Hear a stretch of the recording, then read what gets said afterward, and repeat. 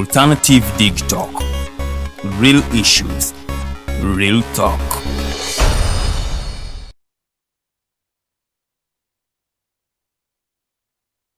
Fellow citizens, following the sequence of events, Uganda seems to be at political crossroads.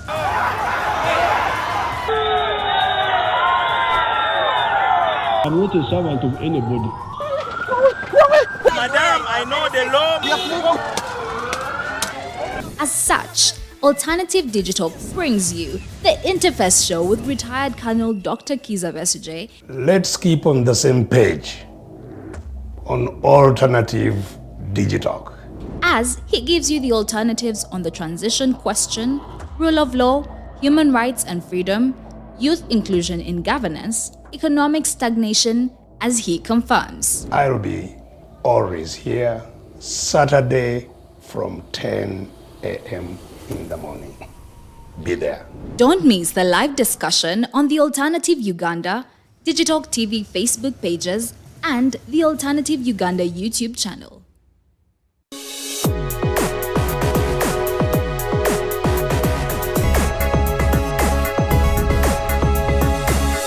The Alternative Digitalk. Real issues, real talk.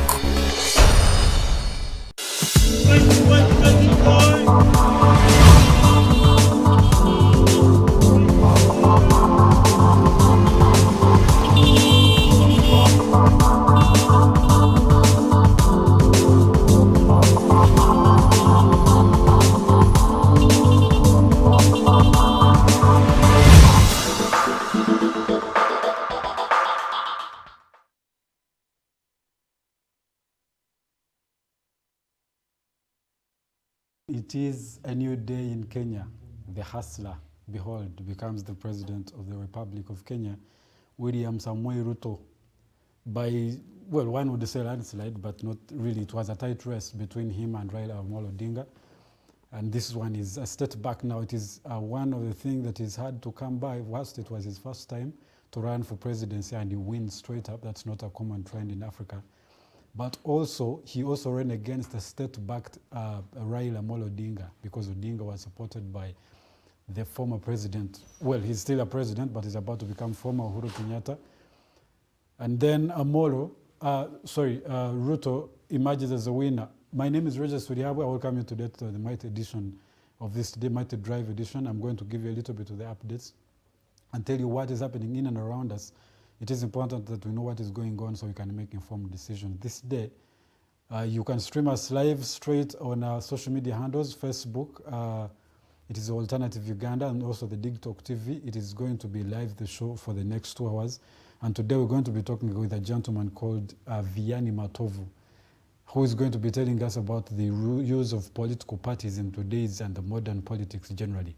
In Africa, it has been a trend. We have seen time and again when we have had parties, but the incumbents, the people who are presidents of those particular states, to run them as if they are monarchs. So today we want to look so much and deep into that.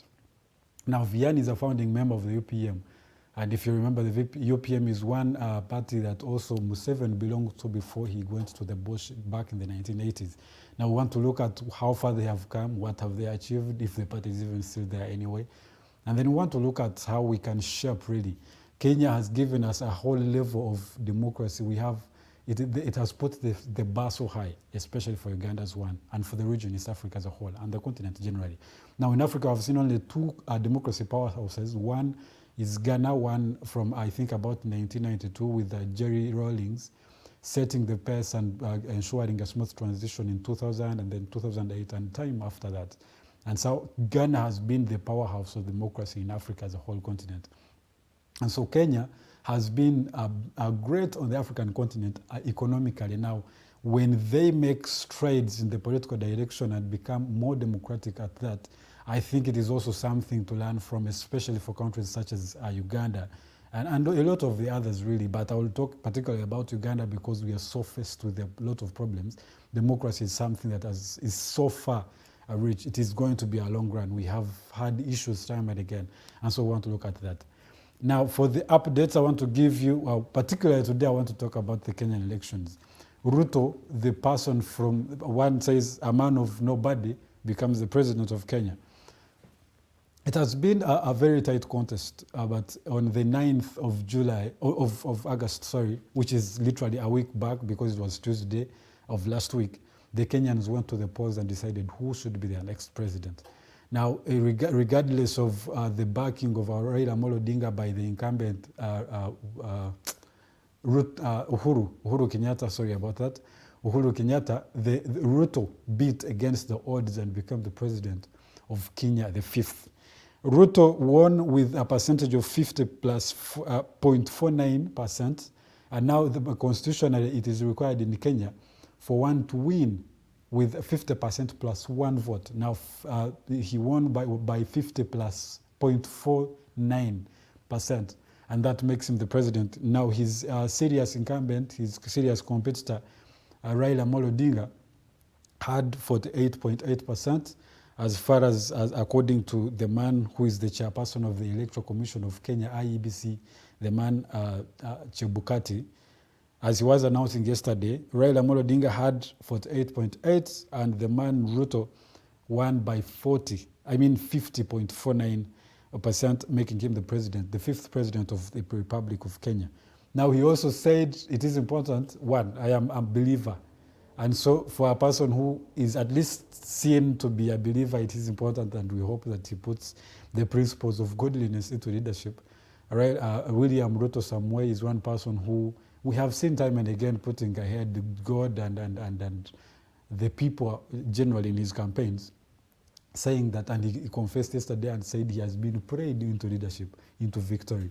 And so we think it's a new dawn. I particularly am ambitious. I'm an optimist and think that he will put those godliness principles ahead of his leadership in Kenya. Now, a lot of people have been thinking, people really have termed him, some of them, some people, of course it's not a fact, but some people have said he's a an underground political player, kind of a mafia.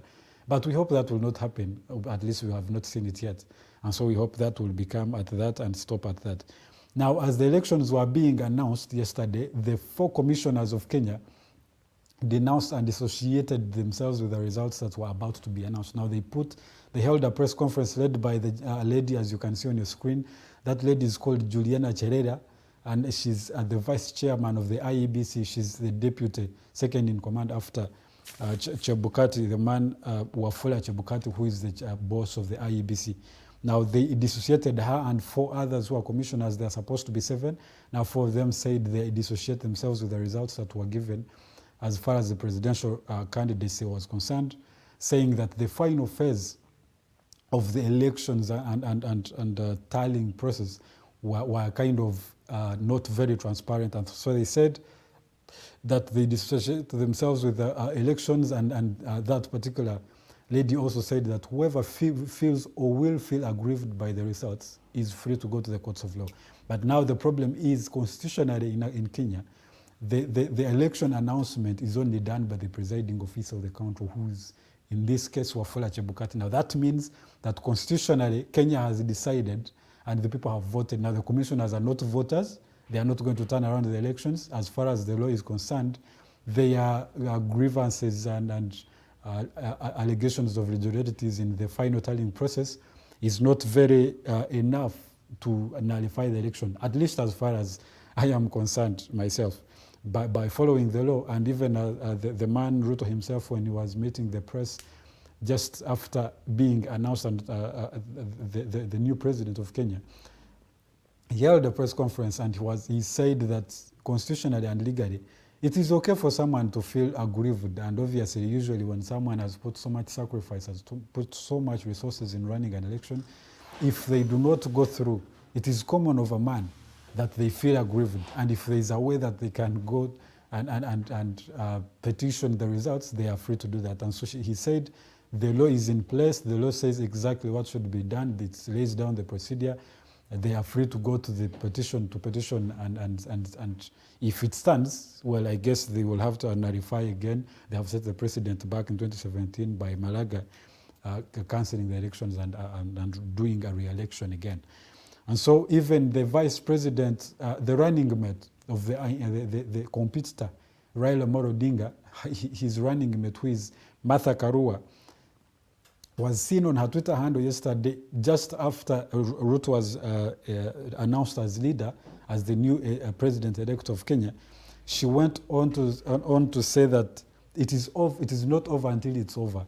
And a lot of people really try to look at that in the way of she does not agree with the elections. And now there had been allegations of incumbencies that the system was probably hacked, and saying that the elections might be, was marred by irregularities and all that. And so some of them feel like it actually did happen, and they might go and petition the election results at that. Now, Raila Amolo Odinga has not said anything, but a lot is also going to be dependent on what he's going to be saying, because a lot of people in Kenya supported him just as much as the others supported Ruto, because it was a neck-to-neck race. And so we shall wait and see. The Constitution gives them 7 days for an incumbent or anyone in Kenya. Actually, it's not the same as Uganda. Uganda, it is highly dependent on the candidate who has been running. But in Kenya, any person who does not agree with the results can actually go to courts and petition the results of the presidency. And so the Constitution will give them 7 days, and if they are within their time, they are in position, they are legally required, and they are accepted to tender in a petition to the courts of judicature, and the court will decide on who actually becomes the president at that.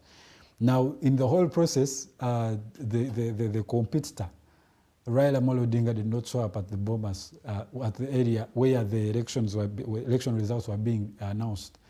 And so some others were saying, well, the transparency was there, and so the public portal might have provided. It was easy for any person, even in Kenya, even outside Kenya, to check the portal and just get your calculator and count and know that you have either won or you have lost. Even before the presidency, the MPs and senators and governors of different constituencies and provinces in Kenya were accepting defeat even before they have been declared as being defeated, because the system was very transparent. The portal, the public portal was there. You just go there, look out for your candidate and count the votes. If they tallied well and the votes are in the portal and you won, you won. If you did not, you just see it. Even if the Electoral Commission has not announced to you yet, you would know you've either won or you've lost. And now it is possible that also the absence of Raila Amolo Odinga at Bomas for the election results is also because he might have done the calculations and realized he actually lost the elections. Now that also marks the end of the running of the person of Raila Amolo Odinga for presidency. He has tried time and again, and it seems he has reached the end of his political career as far as presidency is concerned. Now, before, in the whole campaign process, we saw both, especially the tight runners, the first runners, the Raila Amolo Odinga and William Ruto Samoei, say that they will both concede the results that would be declared by the IEBC. And when Ruto was meeting the press right after his big announcement, he did say that earlier on in the day, he did call his competitor Raila Amolo Odinga and they talked and agreed that whatever comes out of the results of the elections that would be announced that day yesterday, they both would concede, both would agree with the results. And now one would predict that the absence and the quietness of Amolo Odinga is because he had made an agreement to the Kenyans, but also to his competitor, to believe in the system that, as transparent as it was, they both agreed to accept the results that would be coming through. And at that, well, except for a few issues, especially one that Wafula Chebukati did announce when he was announcing the elections, he said that amidst of arrests and threats and kidnapping, they did deliver. Now it is possible, he said, that one of the people who are his IEBC officials, they did not know about his whereabouts. He had been kidnapped and arrested and detained, and they do not know why. And so he said, against intimidation and threats and harassment, they did they did reach and deliver on their mandates as the IEBC, as an independent institution at that. Now, on another, in 2017, we did see between this Uhuru Kenyatta and Raila Amolo Odinga do the presidential handshake, where most of the people would say that You do not know who is running the executive and who is in the opposition. Now, William Ruto said strictly that he will treat the opposition as the opposition and he will accept their guidance as far as their mandate is concerned in government, because democratically an opposition party and opposition parties are there to guide, to do checks and balances. He said he believes in a government that has checks and balances, as opposed to the one where we do the presidential handshake and we do not know who is doing what. And so he said strictly there is no room for the handshake as that was said, but he said he accepts a cup of tea meeting with his competitor to see how they run the state. Now, Odinga had said when they were running in the campaigns that if he does win, there are chances he will be open to the talks of the handshake as it did happen prior in the Uhuru reign.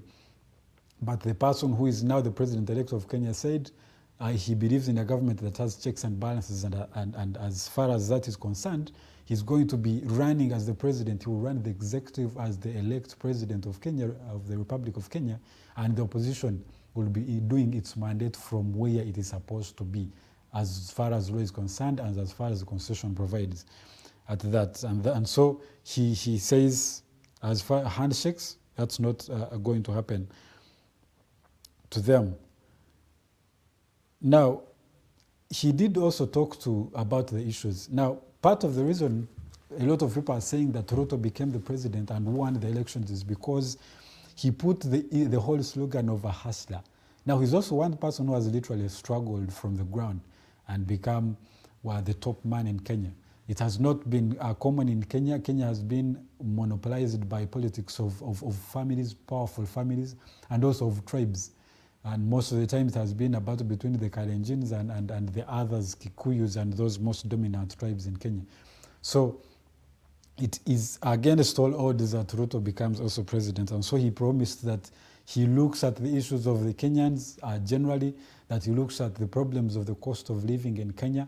He looks at the question of young people of Kenya being the unemployment rate and the issues generally that is around the youth question. And so he says he has orders put down already, even before he's sworn in. So when he's sworn in and he gets the legal powers to effect orders around as a country president, he's going to make moves and make strides and make sure that Kenya is steered in the right direction at that. And so those and much more are what happens in Kenya, a neighbor. I guess as a country, Uganda will learn a thing or two.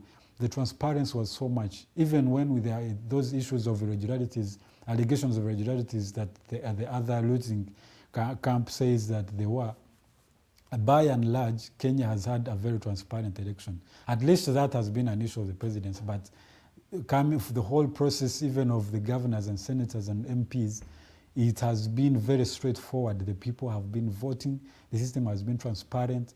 And one person would agree, I have not had a lot of grievances and people denouncing elections, except apart from the issues of the presidency. But by and large, it has been a transparent election. And so I hope that as a country, we do learn from them. When you put systems in place, let them work independently. Even if the president don't use the state resources to enforce political patronage on the people and your opponents. The opposition is very important as far as democracy is concerned, because the people themselves decide who represents them. It is not very right for you to decide on who should be leading the people against the will of the people themselves. And so the new day in Kenya it is, and so I hope Uganda learns from that and we get the same, or we can try to learn a leaf, to pick a leaf from that particular exercise that happened and was concluded yesterday in Kenya. Now in other news, I want to go to Scotland. It starts up free period facilitation. Now, free period facilitation in Scotland is one of the first countries, by the way, to put that out and say that the people, especially women, obviously, with girls, are going to be getting free period facilitation. A school is obliged, mandated, to have free period kits. Every one person can go anywhere and everywhere around where they stay, whether it is in school or around them, to pick those kits that are going to help them in the whole period process. Now that is a big milestone, seeing as the whole country, or the world as a whole really, has had issues with these period issues. And so starting Monday, which was yesterday, councils and education providers in Scotland are legally required to make period products available free of charge to anyone who needs them. And so we have had an issue of periods, even in Africa. We have had it in Uganda here, we have had it in the whole world, where even students, those from very poor families will not afford, will just not go to school because they do not have periods because of the shaming of the period issues. And so if they don't have those kits, it has been a problem. And so Scotland will become one of the first countries in the world to protect the right to access free period products with a new law which has been set to go into effect, which was set to start effect yesterday on Monday. The Scottish Parliament introduced the change by unanimously passing the bill, which is Period Products Free Provision Scotland Act, in November of 2020. It was passed into law and it was starting to take effect yesterday. Now, those are the new a few issues that I had today for the updates. I hope we are all informed and we can go ahead to understand what goes in and around that. Now, we're going to have a gentleman, like I said, Ngoma Vianney is going to be with us in studio with Farida Bikobede to look at political parties. What are their roles? We are trying to build democracy in this whole continent, and Uganda particularly. We have a lot of political parties, but do they play their role? Do political parties actually play their role? Now, do parties also ensure the democracy as it stands? Do the incumbents really respect the laws of the political pluralism that usually makes it possible for transparency and for the will of people to prevail in particular countries and states? And so we're going to look at that, look at the parties themselves. He's a person of the UPM. It has been there from the 1980s. What are their agendas? We have not even seen their representatives, if they do at all. Why don't they run even in the elections if they still exist as a party? And so that and much more we'll be looking at. Now we're going to go in for a short commercial break. When we come back, Farida Bikobede and I are going to be interviewing that gentleman up to 9 a.m. Don't move, don't shift. Stay tuned, keep it the Digitalk. We are here to give you the news as they happen and in real time. Let's go in for a short commercial break. We'll be right back.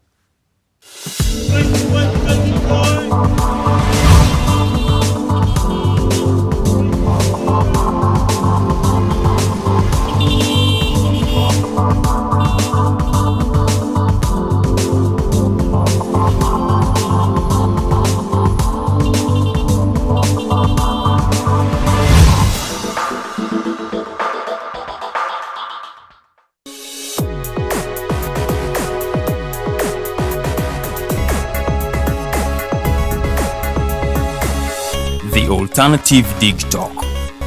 Real issues, real talk. Fellow citizens, following the sequence of events, Uganda seems to be at political crossroads.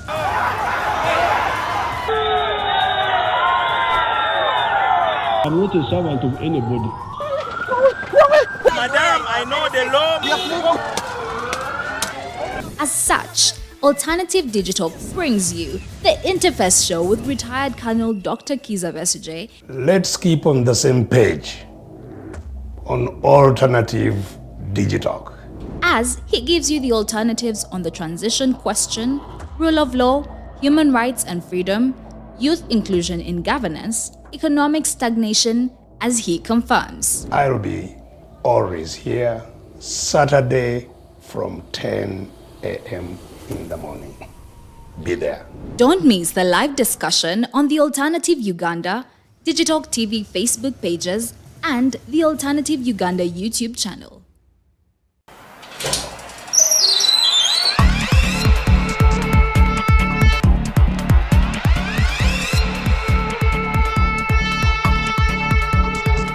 You have got to get up pretty early to go do something.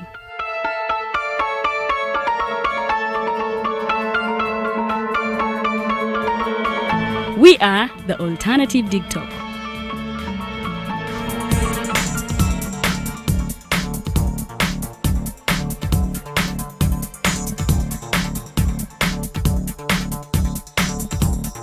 With our mobile studios, we are redefining TV presentation just as technology is setting the pace.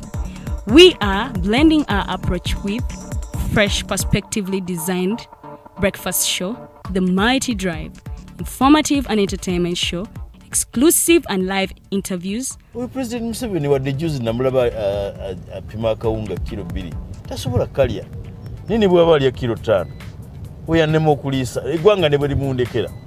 Njagala kwebaza the alternative Digitalk etuwadde kano ka Mighty Drive era n'abatuwuliriza bonna abali ku mikutu njagala basaba mugendo maaso n'okuwuliriza. All given to you just a click away on your phone, tablet, laptop, and smart TVs. As we are streaming live on our social media platforms, on the road and on the go. We are the Alternative Digitalk. Fellow citizens, following the sequence of events, Uganda seems to be at political crossroads.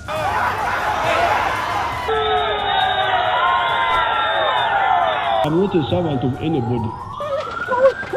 Madam, I know the law. As such, Alternative Digital brings you the Interface Show with retired Colonel Dr. Kiza Besuje. Let's keep on the same page on Alternative Digitalk, As he gives you the alternatives on the transition question, rule of law, human rights and freedom, youth inclusion in governance, economic stagnation, as he confirms. I'll be always here Saturday from 10 a.m. in the morning. Be there. Don't miss the live discussion on the Alternative Uganda, Digitalk TV Facebook pages, and the Alternative Uganda YouTube channel.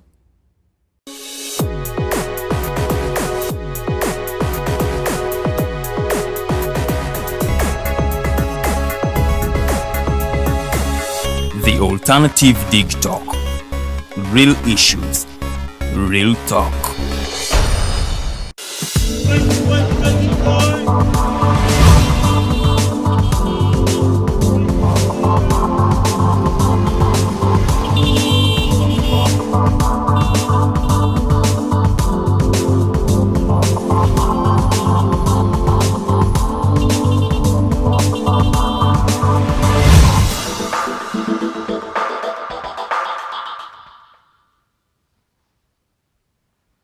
Welcome, a very good morning each and everyone. It is the Mighty Drive. I am Farida Bikobele. I'll be having a discussion with Mr. Matovu Vianney. He's the former political commissar of Fronasa. I'll be with Omkuru Rogers Turiaha. We will be taking you up to 9 a.m. So I want to urge you, please tap on your friend. Let us see the role of political parties in the modern politics. He's going to be giving us his comment on the Kenyan politics. Do we need to be worried? What does he even have to say? So before we will engage in our role of political parties, we will be commenting on the Kenyan politics. They have their president. I do not want to give my comment on that. Anyway, some of us are heartbroken. But it is what it is. We have nothing to say. It has happened. It has happened, but it is our neighbor. Of course, you have to pay attention to what is happening in your neighbor's house, because one time it may affect you, so we paid attention, but maybe we didn't pay much attention to it, and we are heartbroken. We are nursing wounds, but we have nothing to do. Today, let's talk about mindset in our quote of the day. Do you know that everything rotates around mindset? From the moment you wake up to the moment you go to bed, it is about your mindset. When you wake up and you believe you have that thing in your mind, maybe today will not be a good day. It will definitely not be a good day. But for as long as you prophesy good things will come to you. It is about your mindset. So in whatsoever we do, let's all mind our minds, what we think, our thoughts, everything, because it always begins from our mind. Even something you can do begins from your mind. Some things you can't do, it also begins from your mind. You see, I was listening to one motivational speaker, and he was like, those triggers that trigger you to fear something are the same triggers that trigger the happiness in you. So it is about you to work about your mindset. When you work about your mindset, everything will be good. Good morning, Rogers. Good morning, Farida. How are you? Are you also heartbroken like me? I am okay. One hustler is the president, so I am sure I'm okay. I did believe in Baba, but we have to accept what has happened. But I also like the fact that Kenyans have decided, walked out of the whole political play that has always happened, and also I think Uganda has a lot to pick from there's just too much, and tribe has been at the center of politics, literally in Africa as a whole. So Kenya has said something totally different. One person who does not come from the powerful families, founding families of Kenya, has become president. So I think it is a good day. Welcome, the Mr. If it is a good day for you. Morning, sir. How are you, sir? I'm very well, sir. Thank you so much for being with us this day. Welcome. And you can just introduce yourself just in a bit, and then you begin with Kenya. I begin with Kenya? Yes, sir. Okay, I'm called Matovu Vianney Ngoma, the Chief Whip and National Political Commissar for NASA, and the first Deputy National Chairperson, UPM. A registered political party here in Uganda. So with Kenya, other things are not worrying, but the view and the impression of the Electoral Commission, which they viewed to the public, is the one which is heartbreaking, as they have been saying. They were to be patient and stomach it, and when the chairperson was pronouncing the winner, those who went away and disappeared may cause people to think otherwise. That's true. That may cause some anomalies. That is the only picture that we see that may cause rivalries, that may cause people to think that there was other maybe riggings and whatever. Because we urge them to come out and inform the public why. They didn't attend that one, so that they can clear the air of... Maybe because it wasn't straight, they just said that they don't agree with the last phase of the election tallying, that there was not that much transparency. And now that is more ambiguous because one does not come to a conclusion that this actually happened. And that gives us some hope. Those of you who are... those of us who support Baba, give us some hope. Maybe when we go to courts of law, there will be some hope. I wish you good luck. I just hope that we also learn as Africa. I think we also need to learn to accept the work of the institutions, that what has happened has actually happened. Now, by and large in Kenya, well, I have not been on the ground. But what we have seen is there has been some level of transparency at least. So what should be those points that Uganda should be picking from the Kenyan politics and the whole electoral process? The point that we should pick is one.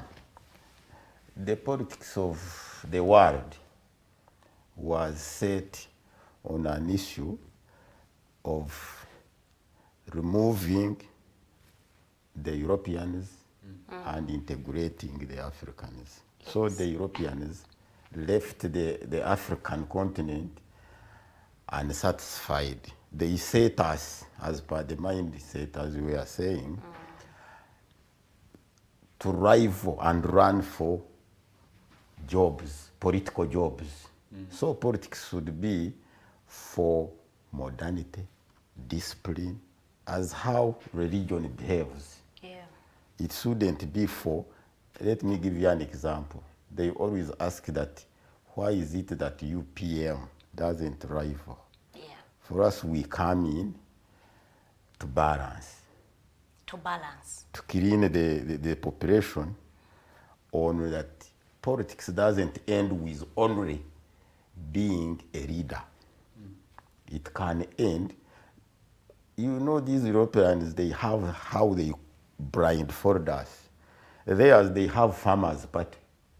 They have other parties which doesn't go into races of elections.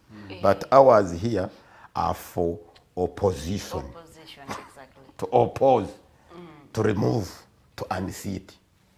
It shouldn't be that one. It should be to clean the society. That's how the rest can be clean.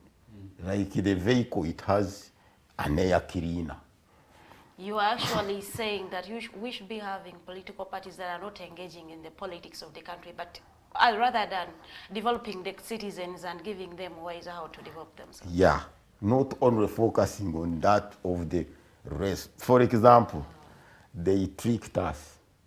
The presidency is only one office. Yes. The rivalry, let's say Kenya, it was for 20-something millions. Yes.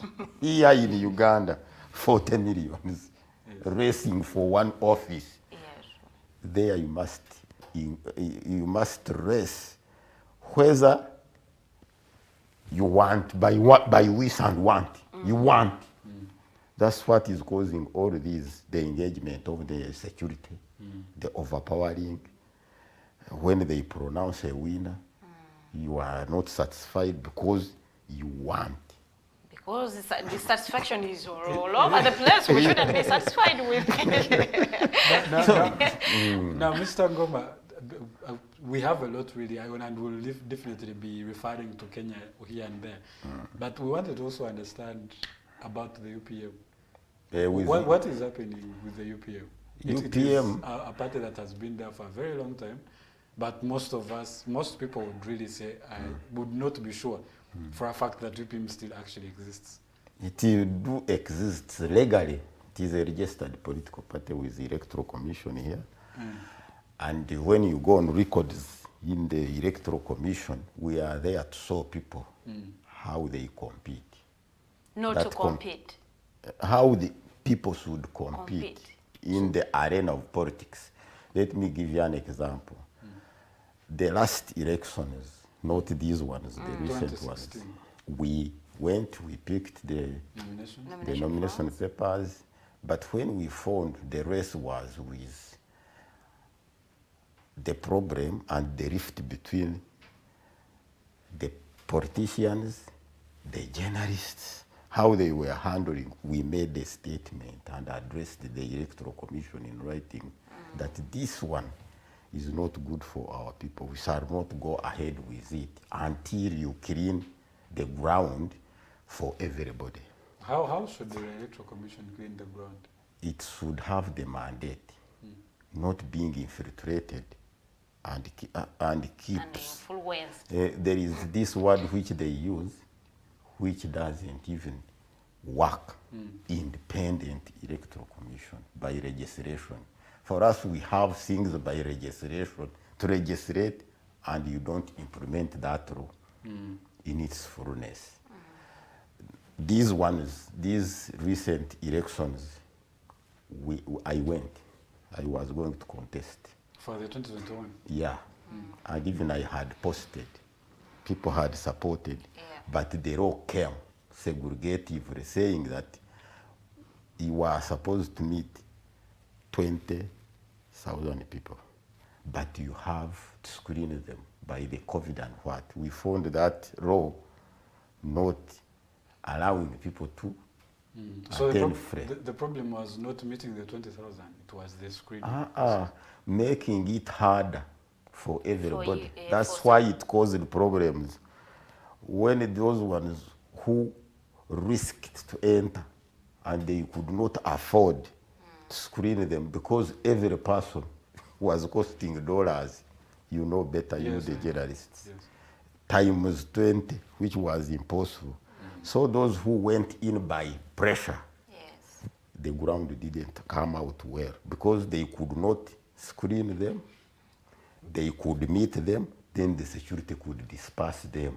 I thought so what we did, we wrote to the Electoral Commission and said that we either hold, because of the heresy grounds that has been brought by the scientists, until it comes out for everybody so that we can freely go to the people, not than forcing a situation which is not well at stake. So as our friends of ours, they didn't stomach that one and patiently wait. What they did, they went. They could come. You could find even you yourself, a contestant, dispersing your supporters. Because they have come many. And even Barrio went like that. Even Barrio was impossible. People are feeling they have lost a person, they are coming to Bari, you are dispersing them. So this election was only disturbed by heresy grounds. But now about the 20,000 and the expensiveness of the whole process of the screening, I thought the government does has a budget for political parties that are going to be running. I thought the government does fund political parties. You have brought a good issue. It has a budget. The law is in place. But Parliament hijacked it on the self-interest gains. They created iPod. Okay. The political parties should be dining on inter-party. But now they used that legislative arm, they knocked that one, which has an act. They integrated iPod. So that the iPod only caters for those who have representation in Parliament. So the funding, the government funding is only available for those. They say they are not funded. Having created iPod in Parliament, they share whichever budget comes from Electoral Commission by themselves. But those on who are dialogue, to the iPod, iPod is within Parliament. What should be catering for political parties is a political forum, which has an act of Parliament. But that one was disbanded by Parliament. So therefore, any party registered by Electoral Commission without representation in Parliament doesn't get any funding. That is not fair. That's why I challenge this friend of mine, the MP of Bugiri, Basarwa, went to observe the elections of Kenya, which doesn't have a parliament which hijacks. Himself is deceiving people that he is opposing. No, by these guys. He's supporting. He's supporting. Better. And more. Isn't Basarwa FDC? Not. I can address you that I'm a Muchiga, while I am a Munyarwanda. By address, Basarwa is not opposing. He's actually a Jema. Is Jema, but by practice is more NRM. But we have had allegations. These allegations have happened on a lot of MPs. And then some it has become hard to substantiate. Because one, he speaks, he represents Jema, he goes to parties. The other day he was a part, I think, of the coalition. The joint statement made by the opposition parties. And one would publicly say this is actually a Jema man. So he's an opposition person. He's an opposition person. And so he doesn't implement the laws which they registrated there. Those members of parliament. It is there by fun. And so people that they are registering. Because if these members of parliament, they are the ones who registered what we call NCF, National Forum for National Consultative Forum for Political Parties and Political Organizations, which is an act of parliament. But at the same time, they hijack and create a corridor forum, iPod. So those ones, maybe I don't know whether they know what they registrate or they are being brought, and even their business, we are worried with it. Nobody who can hit a debate with reasons. It is only those in favor, or against, contrary, no, in favor, aye. That is what is in parliament at the floor. There's no position for no way. That's why I was condemning the Electoral Commission of Kenya. Those who went outside, they were to come. The best the press was there and addressed, put an issue on forum. They question them. They bring it out. Now they are going to help court to knock out the elections, which can cause trouble. Because quorum on issue of quorum, because court also handles quorum. Yes. Even if you don't have grounds to challenge, there the issue of quorum will apply. Because you cannot address, you the electoral, you have tallied the votes, you have verified with who? You alone, the chairperson, with who? If others are not involved, it seems they may have left the tallying center since they started tallying. Those will arise and cause some problems. Or else it will cause the president-elect the problems. People will keep challenging that, and maybe you had an understanding internally which we don't know, together with Wafula Chepkwati, which is a picture that you saw may cause negative impact. That is the problem. You see, Mr. Vianney has been urging that what brought Fronasa in the 60s is to fight repressive rule. We want to believe that it is the real core value of the UPM. Yeah. So are you still fighting the repressive rule? If yes, what are you doing? If no, are we still not, is the government still not repressive? We shall not use the word of fight. When it is a fight, it is an engagement. So for NASA, it is a front for national salvation. It is not a front for the capture of power. Salvation is to make people able by themselves to determine their matters.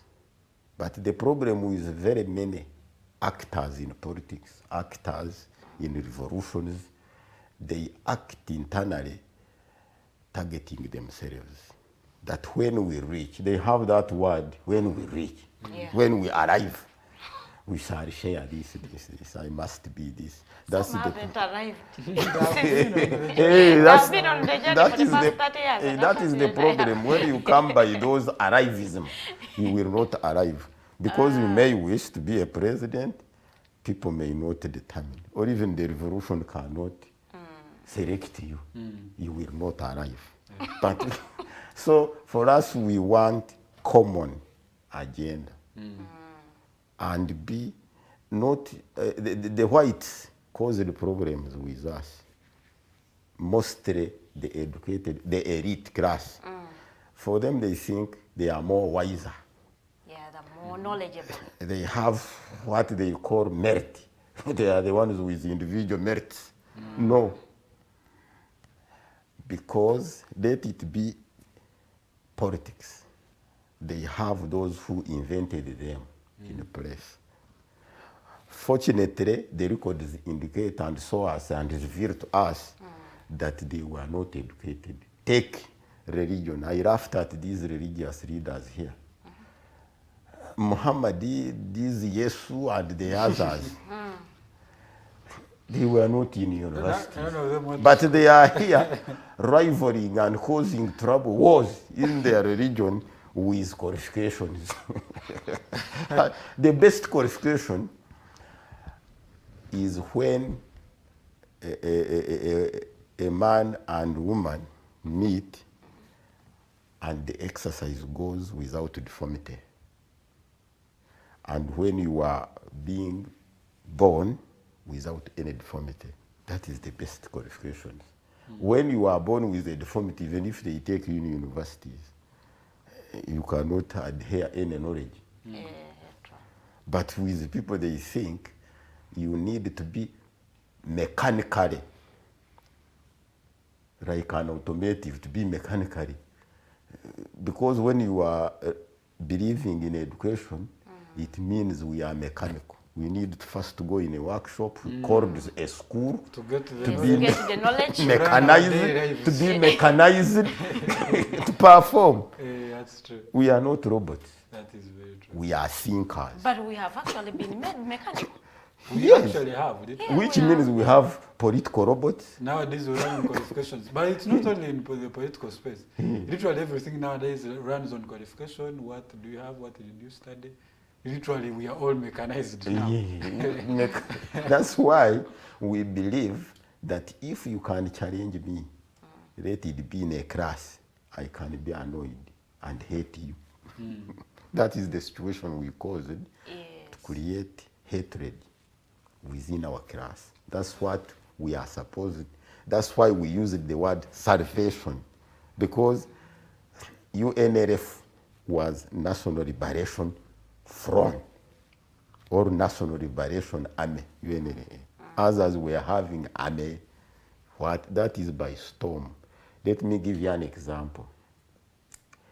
Every class or everybody by law that instituted it, it has its own discipline. When it is police, when they put a signpost, even if there is no an accident, because police deals in road safety, they say slow speed or stop, accident ahead. There is no accident. They can't say slow speed is because they have to abide by the law that constituted that. But when it is military, they say stop, military check. Even if they don't want you to stop and check. When it is revenue, stop, revenue check, even if you are not carrying any merchandise. So the conflict of the law is the one which is determining our society to be either chaotic by implementation of the law. You know the implementation of COVID. What happened? By the law which was in place. It was not that the army and the police were very bitter. No, that they the were law. given orders of the law. But Social distance, now I am trying gathering, I'm trying to and understand. even here they could come and disperse us that we have gathered. I am trying to understand one thing. Unlawful gathering. Are you trying to say that because to avoid the mechanization, the whole idea of you must qualify for this to do that is also the same as having the law guiding people? Yes. In other words, you should not have the law? No, the law, the registration process should integrate the whole population. When it is, yes, it shouldn't be for the schooled. You see, the parliament of thinking more wiser, more qualified, they hijacked our role of registration. The population of Uganda doesn't registrate. It is only for parliament. They don't even consult us. They only greet us. They have commissions within the parliament. You appear to bring their views. They agree. They can even refuse to integrate them within the proceedings of the laws which they register. Then from there, it jumps parliament. So parliament deceives the people that they are legislators. They don't know how to put these acts in legal language. It goes to the Ministry of Justice and Constitutional Affairs.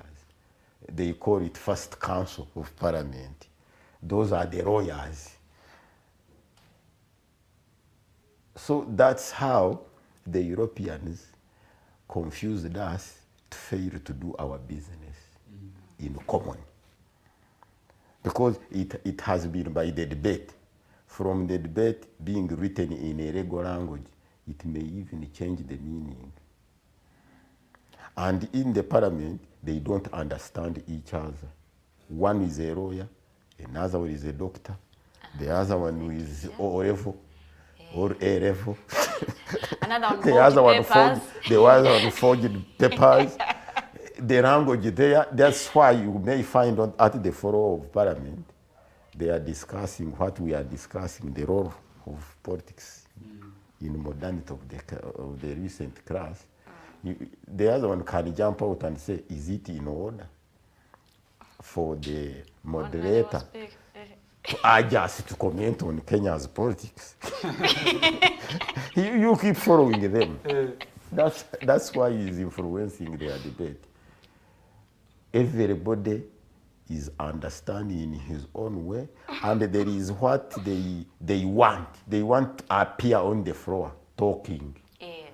It is no longer a question of It is because we have been questioning them. Why are they Why not not talking? Where are they appearing? I can move it by Robe. And Robe, what my people want, and it takes place. It doesn't even need shouting in Parliament. Yes, that's why it becomes chaotic.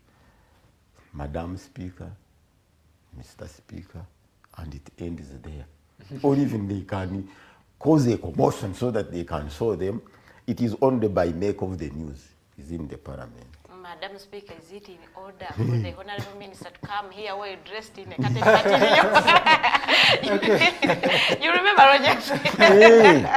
Okay, ladies and gentlemen, it is important that what Mr. Vianney actually does mention, that nowadays we have classified representation to classes, that one has to qualify. There is mechanization, we have been mechanically made nowadays, that you have to have this and that. Now we are going to go in for a short commercial break. In the second hour, we are going to particularly look at political parties. We want to look at the whole structure of the country, Uganda as it is, and Africa as a whole. Look at the role of political parties in the modern politics. They do actually play their role. How they are, if they are useful in politics of nowadays, because people run. It has been an issue. It has happened here in Uganda. We need to agree or to disagree or agree. That is just has been the fact. So we are going to go in for a short commercial break. In the next hour, we'll talk about that. We'll also open up a phone for those who want to call in or put your text and comment and questions on our social media handles. We'll be able to address them.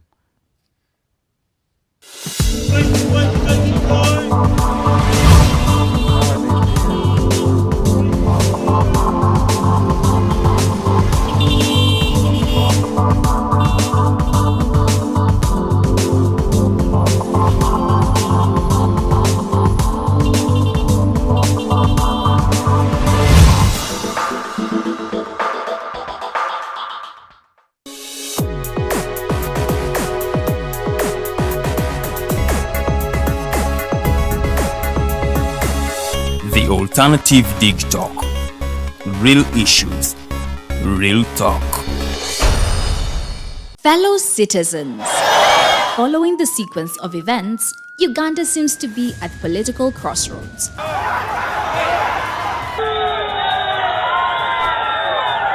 I'm not a servant of anybody. Madam, I know the law. As such, Alternative Digitalk brings you the Interface Show with retired Colonel Dr. Kiza Besuje. Let's keep on the same page on Alternative Digitalk, As he gives you the alternatives on the transition question, rule of law, human rights and freedom, youth inclusion in governance, economic stagnation, as he confirms. I'll be always here Saturday from 10 a.m. in the morning. Be there. Don't miss the live discussion on the Alternative Uganda, Digitalk TV Facebook pages, and the Alternative Uganda YouTube channel.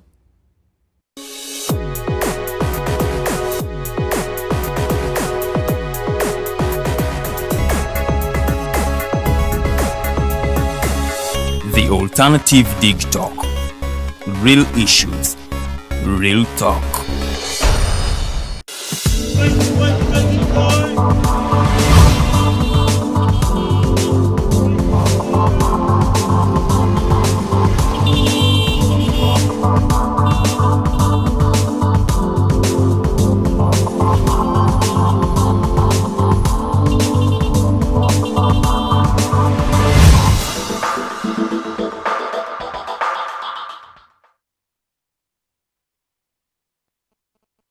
Second hour of the edition of this day for the Mighty Drive. My name again is Roger Studiahabwe, and in studio with me is Farida Bikobedi, my co-host, and our guest, Mr. Vianney Ngoma. And today, Mr. Vianney, we want to look at political parties, particularly this time. You belong to the UPM, and you're one of the leaders of the UPM at that. And it is a party that has been in existence for quite some time. And so we want to believe that there's multi-partyism here. There's political pluralism, that people will stand on different podiums and agree or disagree. Is that the case? Would you say conclusively that there's political parties do their job in Uganda? They don't. You have addressed it as multipartism. It is not multipartism. Got It is formation of some cliques to strive for power. That's why we have disagreements. That's why we have opposition. That word shouldn't be appear here. The opposition word?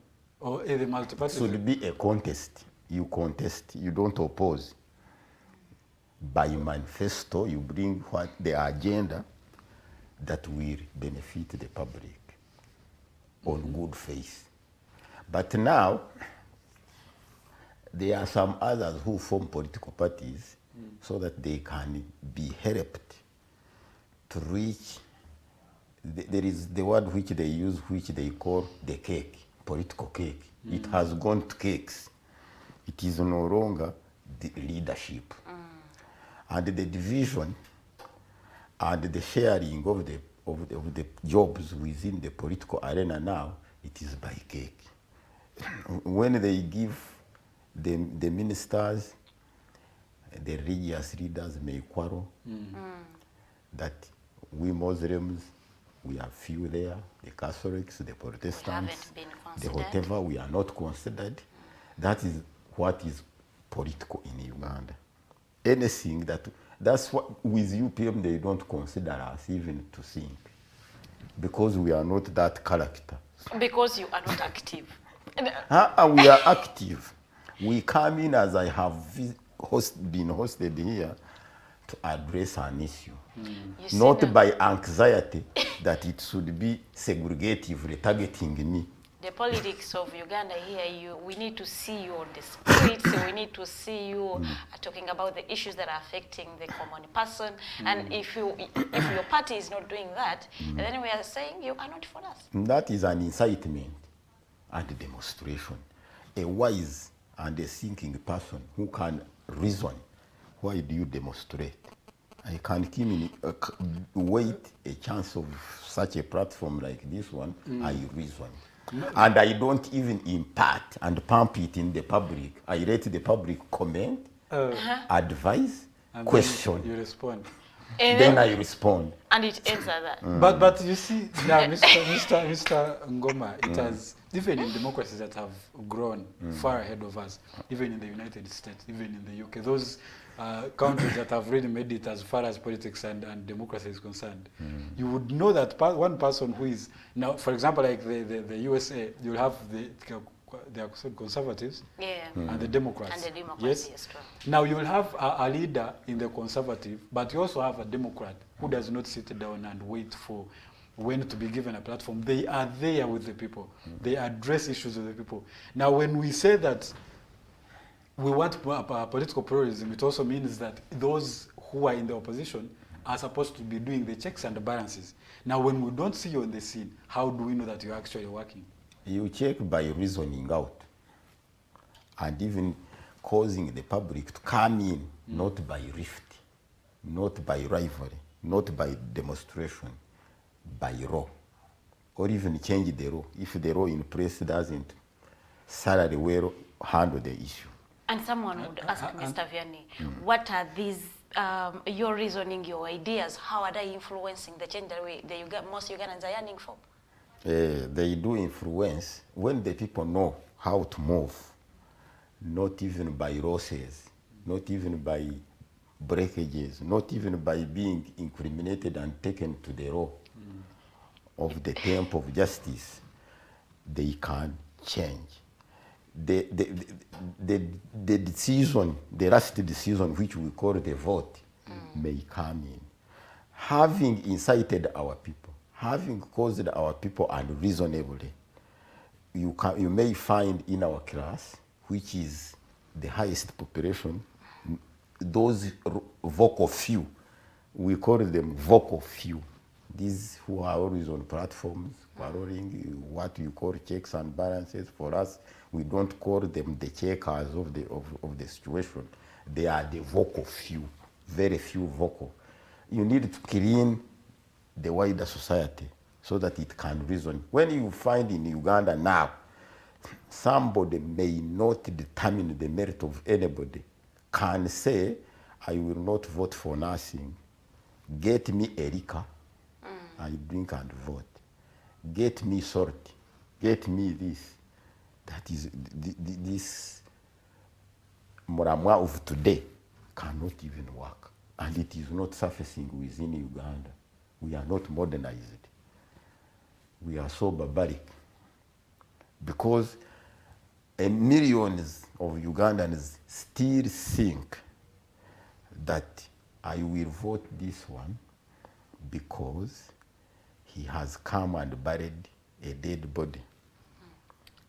He's a people's person. When you bury, what does it help the nation in terms of modernity and development? Not Here in any way. This is why you may find somebody can attack your home and kill people. By that situation, they don't. Most people who have the authority, they don't fear to commit mistakes because they know they may storm your house and kill your people and bring 10 million. To compensate. And you are very happy. And even before they come to you to compensate, you find people addressing journalists, the forums, that they come and compensate us. Very many people, let me give you an example in Western Uganda, really easy. They put soaps in the corner, heavy trucks come and knock them and kill them. When the president went there and addressed them that you may keep a distance away, they again responded to him that we shall not live here until you pay us. What causes people simple like that? The examples, those whom we see as examples, coming in unreasonably, addressing unreasonable issues. So you make the whole class to rot. But now, Mr. Ngoma, okay, you did comment about the issue of someone going to body, but I also understand that when one becomes a leader, it doesn't mean they should not be social. Part of being a leader, in fact, is that you identify with the issues of the people. Because you represent them, you know what has happened to them, you are on the ground. If they have lost, you are there with them, even through that. But to move to that whole point of taking a thing by the elites, it has, even in Uganda, I would say that for one person now, the UPM, as one that you represent, that you are a leader of, a lot of people have not felt like they have had you. In fact, they have not had you, and most of them, because you will wait for the time to get the opportunity for the platform. Yeah, and now that means one would conclude that either you do not get down to the issues of the people, or you just don't represent them at all.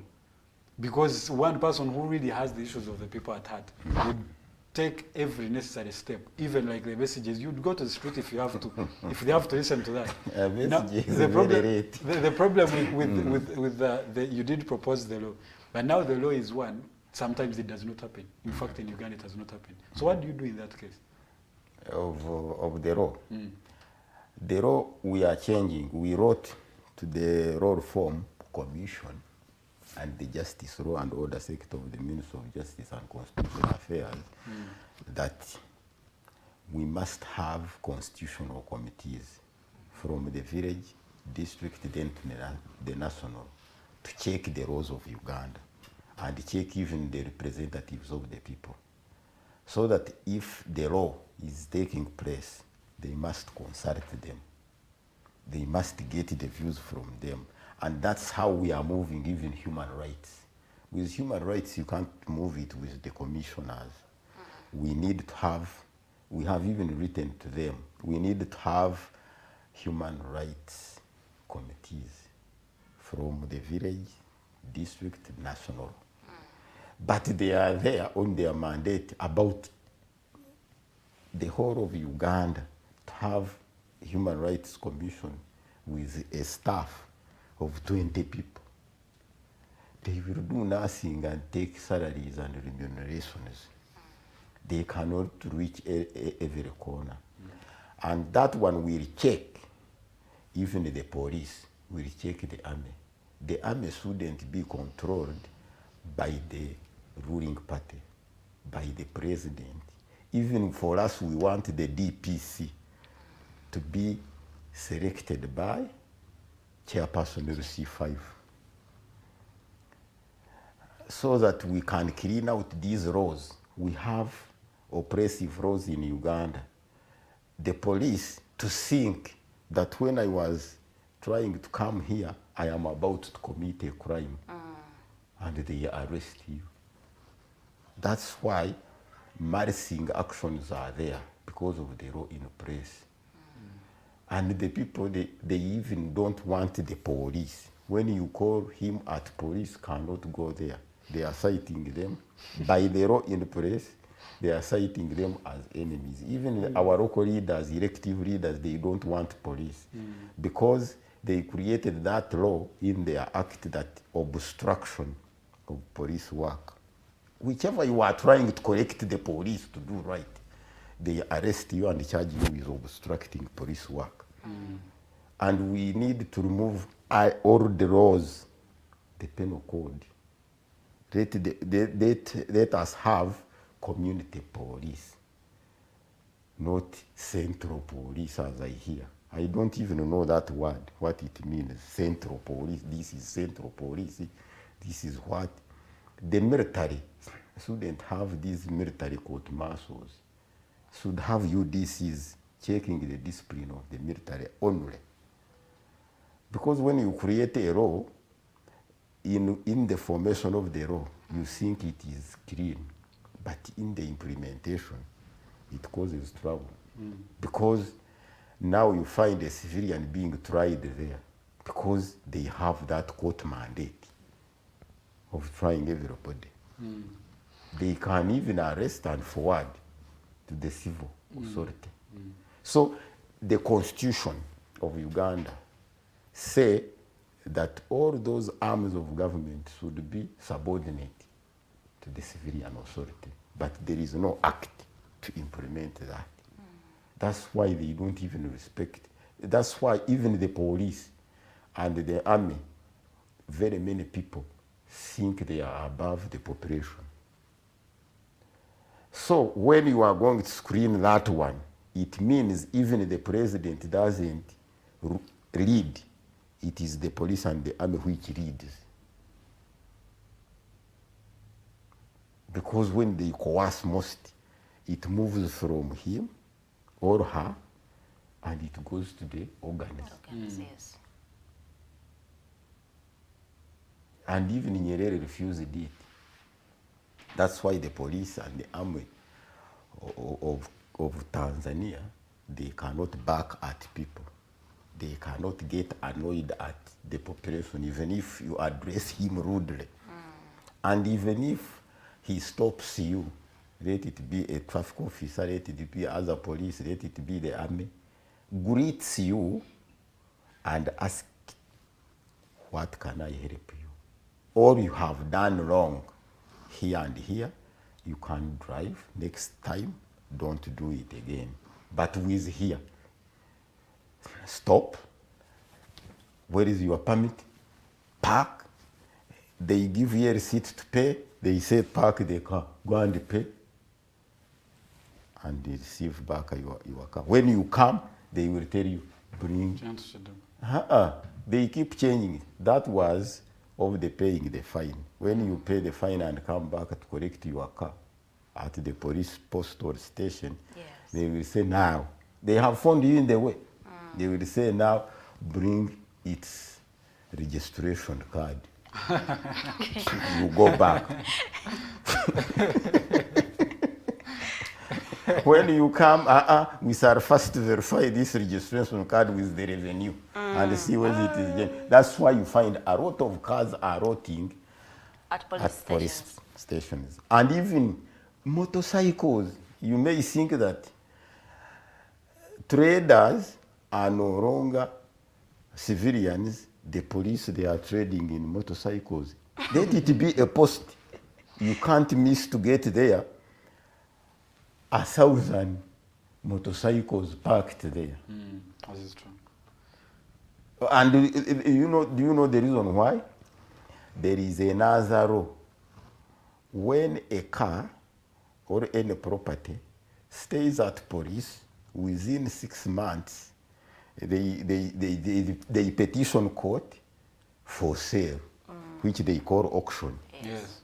When they say that car is very sound, they can make it stay there for that time, and they claim that it is unclaimed property. And then they auction it. Then they auction through court. Now, Mr. Vianney, I want us to also, particularly about the political parties still, looking around the world generally and Africa as a whole, we seem to, I think one country particularly has had some transition, democracy like that. I think Ghana mostly. Now Kenya is coming up, and the standards have become, like I was saying, the standards are quite high now for Uganda as well. What do you think will it take for us as a country to reach to that stage where we feel like our politics has matured enough, our leader becomes a servant of the people, what happens is for the interests of the people, the majority, but also respects the minority voice? What will it take for us to get there? Transition.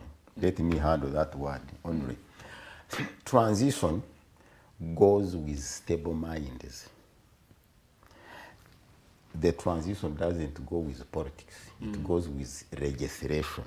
Let me give you the situation in our parliament. Instead of discussing and dining over that one, the question you have brought on table, Honorable Sarah Opendi is seeking for leave for qualifications of our leaders. It's not even buzzed of how can we learn a brotherly politics. Because for us, in our understanding, as I am with you, that's why we call your job fraternity, media fraternity. You are our people. You give us service, you inform our people. I am here with you, but you are informing many there. True. But for them, they are targeting on how to help their children. So, in the legitimate country which goes with the law, it comes by the law. So we don't have any legislator in Uganda, those who are in parliament, who is buzzed with your question. They are buzzed on how to target to remain there. Because when you are increasing qualifications, it is a situation you are creating yourself to remain there. When you create degrees, you are the only one with that act. That one corridoring with that act, she is the one with a degree. So maintaining herself or himself there. So what we should do, that issue of transition should move with the population. We amend the law. It goes by the will of the people. But now the problem is when that the people are supposed to amend the law to go with the will of the people are the perpetrators of self-governance. No, are not with the people. Are not, thank you, they are not with the people. Yes. Now, how do we reach at that point of amending the law? Because nowadays, even the law that is good is amended to fit the purpose of a few individuals. Yeah, exactly. And so that means that is not a representation of the people as a whole. Yes. So how do we get to that? Yeah, you have come into my side because they are the perpetrators and the causers of the situations. To be forever there, to live longer there. And what we should do, to have people to move this one to the root. Let the representation not be considered as a service or a job. It should be considered as a sacrifice. We remove salaries there. We remove remunerations. That would be a good move. We remove. But how many are going to vote for such elections? When we remove those money, this is why we have a problem. Honorable Seungu gave a testimony that was the best teacher there in Masaka. But because teaching service has no money, left and joined politics. A vacuum there and joined where to reap the money. This is why even contesting on this, it becomes chaotic. Because when you miss, you have missed whereas. You have to use all the data. Or use all your resources. All the data practice, we call them data. When you use a lot of resources, this is why you see some of the politicians defect. Because they come out of politics with a lot of debt, yes, which they cannot cover. Yes. When they are, even if he has an issue to handle, as the question you have brought for transition, he cannot. He must go and kneel before the sitting government. What they discuss in corridors is not what they address us for. Addressing us, they say, we have written a memorandum to move together. That's what they discuss. But inside there, you may find that they may be having some warrants of debts to be prosecuted as civil debtors. Yes, they go there, they get their envelopes and envelopes to cover. That's why they call it bail out. You synthesize that word, bail out. So you may find my brother Mao has been bailed out. But now in practice here, with catchwords, you know, the educated people, they have their catchwords. On catchwords is joining the wagon to clean. But why, if it was cleaning, I don't think Mao and Sranda, they are the only DP members. It should have moved from the branches, and then from the branches to the delegates. After the delegates, it moves to the incumbent government.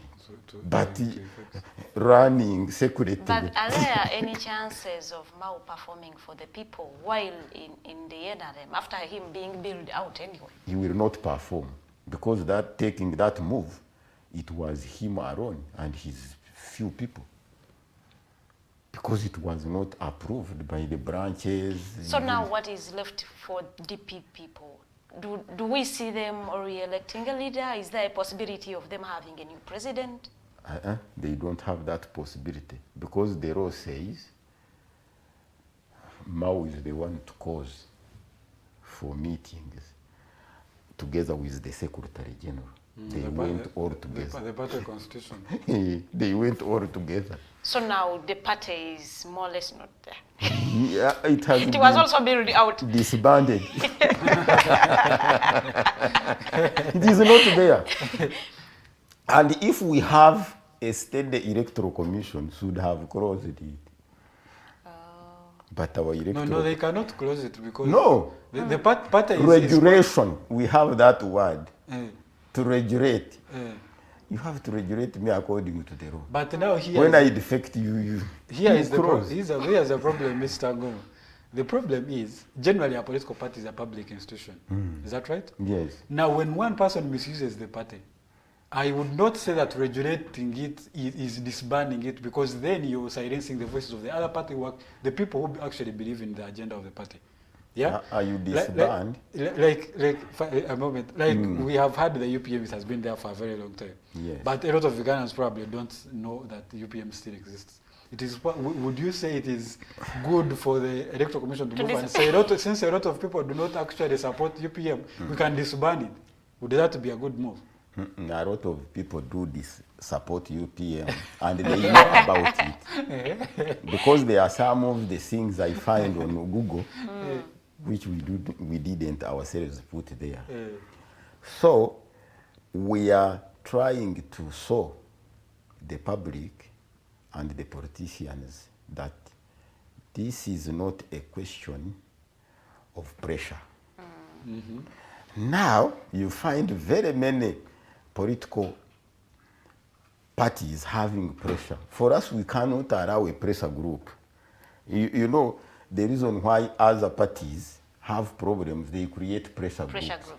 The pressure groups, they appoint themselves. They create themselves. But it is it is true, but those pressure groups are to a certain point have caused some change in some countries. They have caused problems, not changes. But anything that is not smooth causes a rift and a friction. But generally, there is one person who, Mr. Museveni, who was also in the UPM back in the day. I think it was him who said Mirambo, something like that. But we have also seen, apart from his saying, in the world generally, that usually it has been through friction that change has actually happened. It is very unusual for a president, sitting president in Africa particularly, to just wake up and say, I am tired of ruling, another person should come and take over. And usually the pressure is the one that brings the people, that brings out the numbers. You will see Chagulanyi Sentamu now, who is now the leading opposition party, is there because he caused that kind of pressure, and a lot of people supported the cause. Yeah? The pressure is a primary result, is a secondary result of waiting for so long. So that which is not good in politics. Because politics entails the science of governing the public. When you come by pressure, that's why the transition in your word doesn't even exist. By pressure. With pressure, you cause issues to collide with the law. When you cite that when you leave the governance, you will be charged and dragged through the you say, I better die on this. Hey, but people should be penalized for the wrongs they make. By pressure. If we go the by wrongs law, are being brought legal. By pressure. That is even legal. That you have committed crimes while in office, you should be charged for that, just like any other person in the Let me give you an example why we don't want pressure. Rate it that people of Makindye now have decided to demonstrate. Leave them. They can't demonstrate for 2 days. Others have issues with school fees, others have issues with what to eat, others have issues with debts. They will get trouble and go. But because of pressure, you want to hinge on that seat, and yourself, you want to be a one bull in the crowd, alone, be seen. You deploy police. So you are actually saying that demonstrations do not have any impact, purpose, yes. Any purpose. No, they have the purpose, but you are not supposed to disperse them. You let them demonstrate. But that is also a threat in the long run, because when we demonstrate and we have issues, like we have economic issues now, the things are very expensive, commodity prices. The high commodity prices. When Makindye people are left to demonstrate, Guru people will demonstrate, people in Kaveramaid will demonstrate, others in Mbarara, others in Eastern Uganda, others in Busoga, everywhere. Yes. And before you know it, the people are the one, even the people who are in the police, by the way, are among the people in the community. Before you know it, the people who are guards are now joining the people. And where does that leave you? The organs and agencies cannot join. The law doesn't allow them to demonstrate, but the public is allowed. Even if you have a countrywide demonstration, you protect them and bar them from committing crimes. They cannot demonstrate for a week. They call off themselves. And if you let them demonstrate to the maximum, they will never demonstrate again. Because, take an example, I have jumped at the street. I have debts at home. Will they be paid? Going home, I will be fetched by the road court to pay. Then I will say, I have wasted time demonstrating. I should have gone to Digitalk and work. They should have paid me 1,000 and go and plead with it, so that I have been able to raise this one, give me further time to cover. And so you will find your children are dying of hunger. You will never come back. But if you disperse, they think it is easy. So, for example, my brother Vesiji walked to work. Can he walk for 2 weeks? Just leaving home and coming to his office here in Katonga. He can't. He can't. He can walk once, go back, next day we leave him. request for a car. And he will never go there. People will know he has failed. But when you disperse, you put him in a car, Nagarama, they think he's able. No, they don't think. We believe he's able. We don't think. He cannot. And even my brother, SJ, is a typical brother of mine. We were together in all the struggles, UPM, Fronasa, NRA. He came late. What do you mean Besje came late? He came late in this issue we are discussing about. Because in 1986, Dr. Chiza Besije was a national political commissar. That was an organ to form agencies, bodies that may sustain the fundamental change. Maybe but he still himself, had no way. He went and he was the first MP of the army by then. In the parliament, he didn't put proceedings to create all these making youth fire questions on me of the transition. He didn't mind about the transition. Our character in Uganda, I will not go to other countries, let me handle Uganda as a case study. We wait until we are dissatisfied with what has happened. Then we come in to address the public that this Museveni is a dictator. We don't handle before disagreement. So when you are coming in with a disagreement, you are disagreeing, you cannot even sit at the level of the table to erode out what is good and what is bad. But now the problem is, how do you come to the table when the person who you're disagreeing with is also not open to the table discussion? In 1986, these VSG were having 100% but they had to put Museveni on a straight path because he had no power. Now he has power because of one thing. He has been brought by people, can hinge with people. There was with the caucus within the revolution. And they had the mandate to say, get out of the chair, sit there. The neck of that time was more powerful than of this time because the neck of this time of NM is being formed by the delegates conference. Himself is being formed by delegates conference.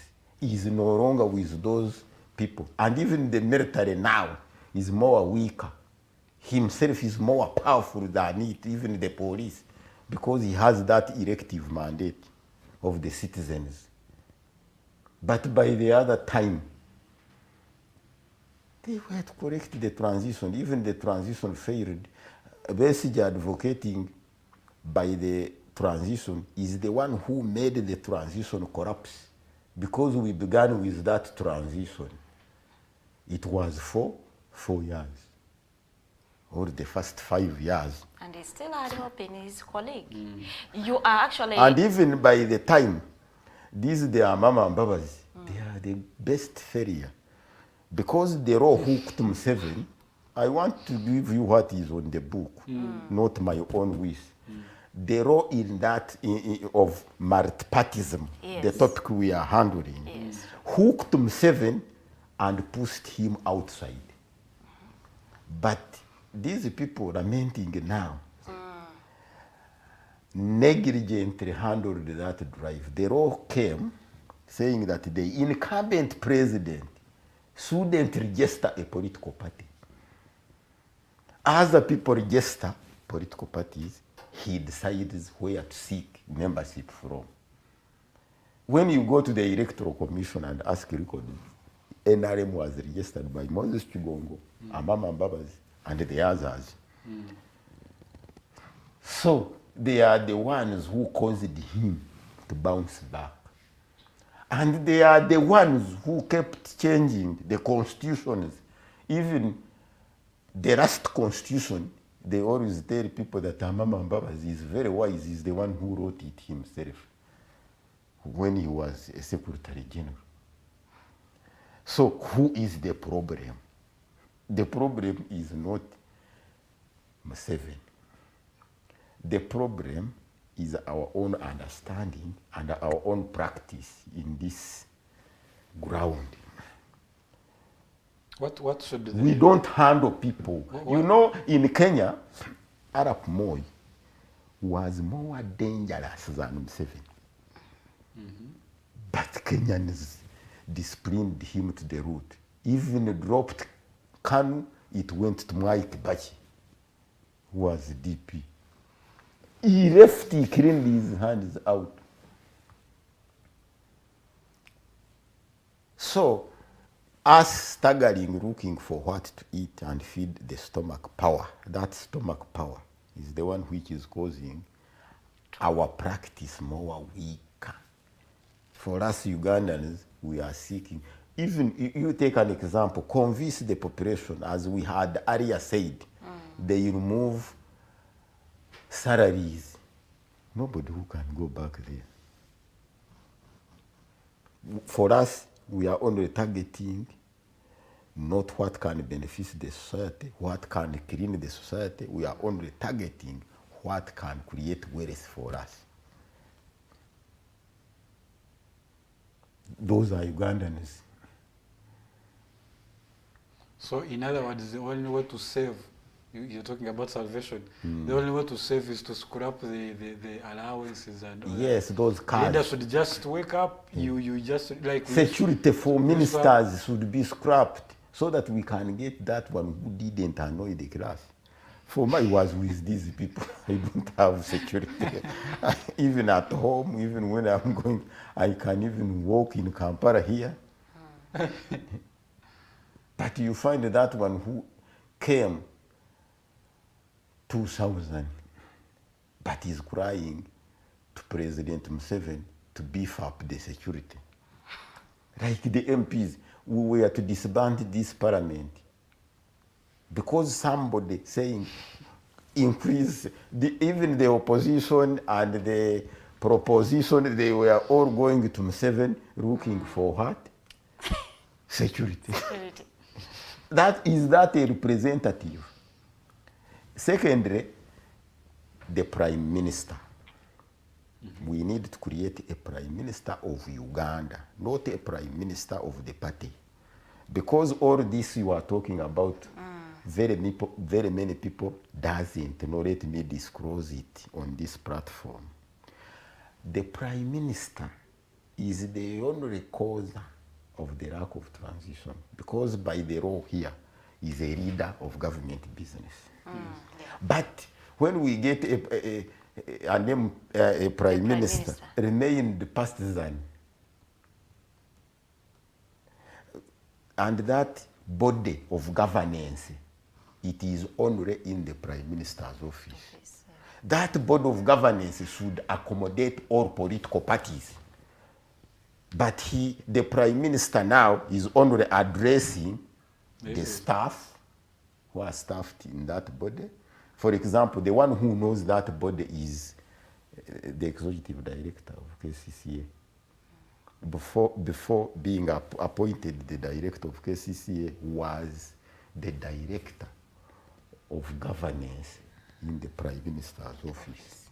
She knows, but she can't even tell the public now that there is this office hidden there which should be accommodating all political parties, non-partisan, the journalists, so that we address it with authority, not to address it with the news here.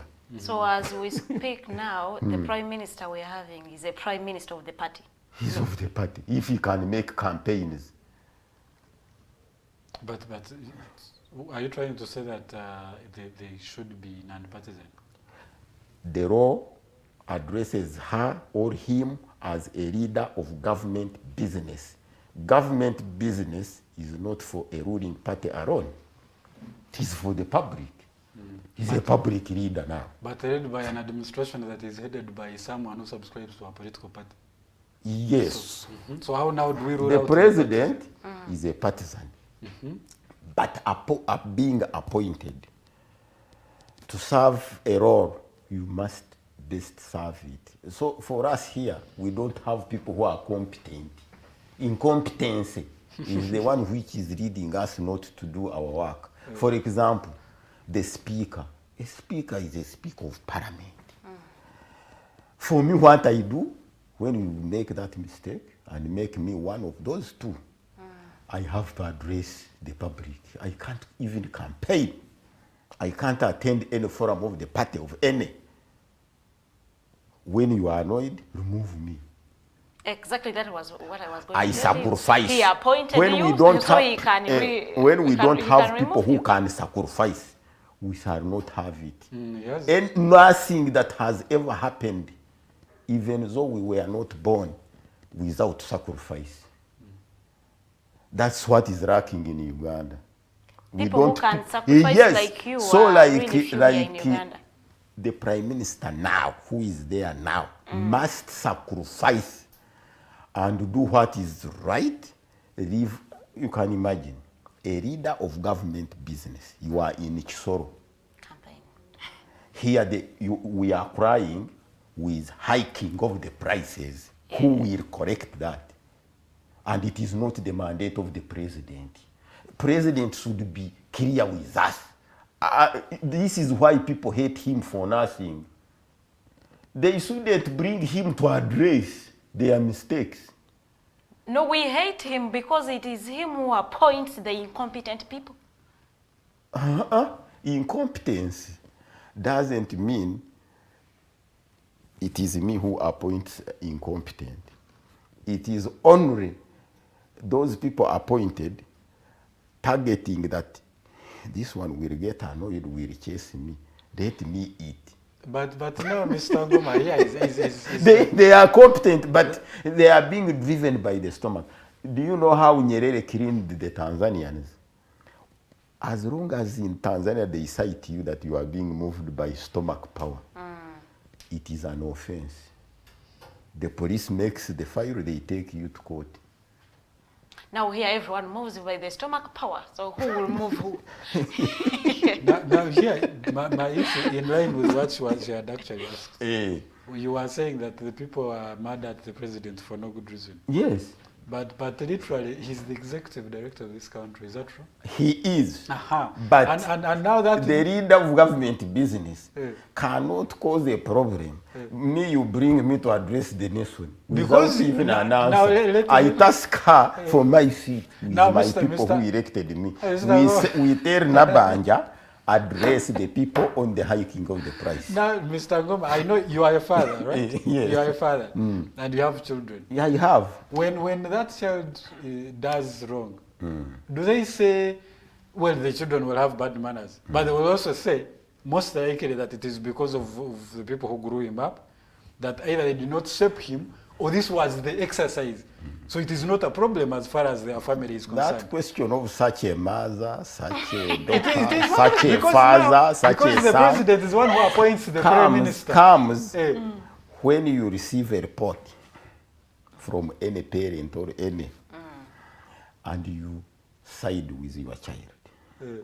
So the president sides with these people and himself stomachs their problem. Exactly. Now the problem also becomes the president, so people get mad at him. The one to address the hiking is the prime minister. So because that is government business. Who has the powers to penalize or even punish the prime minister? To check her in case she's not doing her job.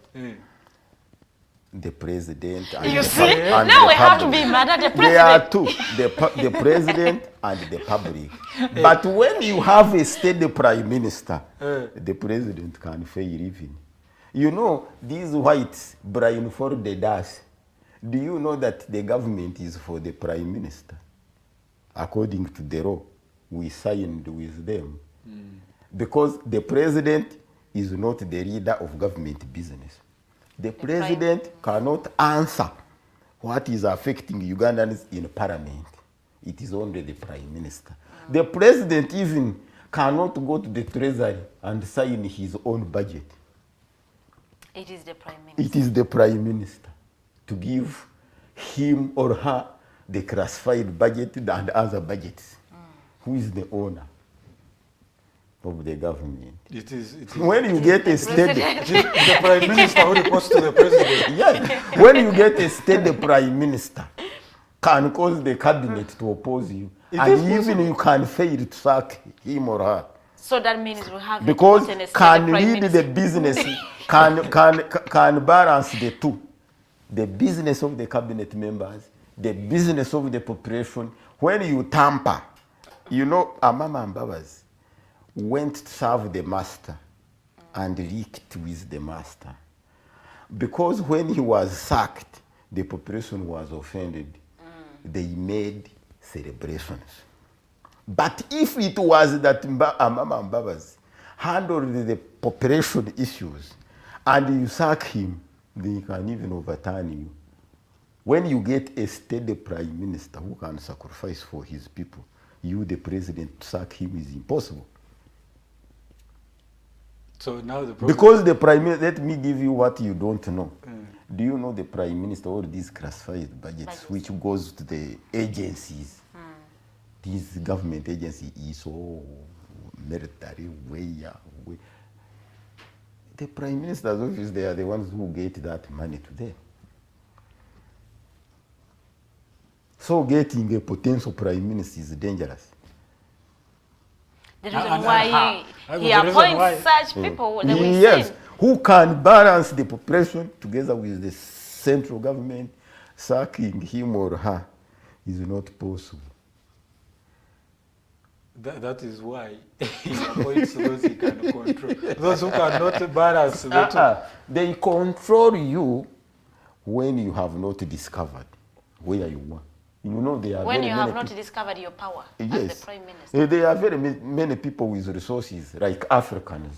We are with resources, but we are crying with the hiking of the fuel. Prices. While the simple fuel is near here, Hoima. It is someone's fuel.